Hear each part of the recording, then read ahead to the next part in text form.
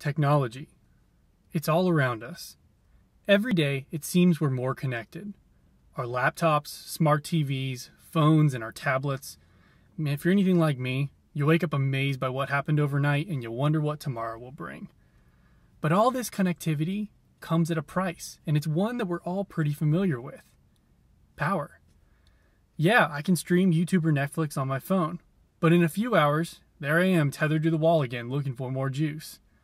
It's a huge inconvenience in the new mobile lifestyle, and it's likely the reason we're constantly barraged by advertisements of the new and improved battery life.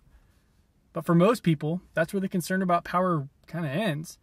However, like anything in life, there's more than meets the eyes. We're all at least partially aware of our personal contribution to pollution. The green revolution has made that abundantly clear. I know that if I leave the fridge open, or the fan on, or I drive a Hummer as my daily commuter, I'm wasting energy and I'm contributing to the pollution of the environment. But what about computers? What about the devices that connect us? I mean, they don't pollute per se.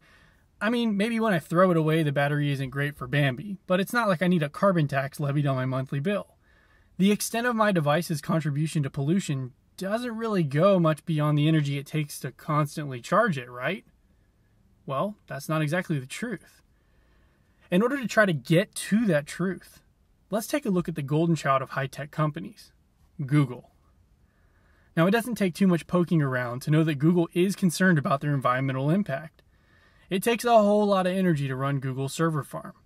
But as a company, Google's actually beyond carbon zero. By internal estimation, Google puts more money into the environment than they take away from it by damaging emissions.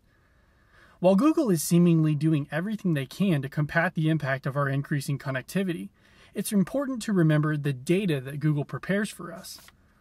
The videos you stream on your laptop, the pictures we make artificially grainy and browse on Instagram, all of that information has to come from somewhere.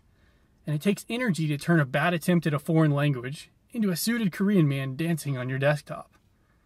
In 2011, Google released information stating that 100 Google searches are roughly equivalent to burning a 60-watt light bulb for 28 minutes in terms of energy consumption.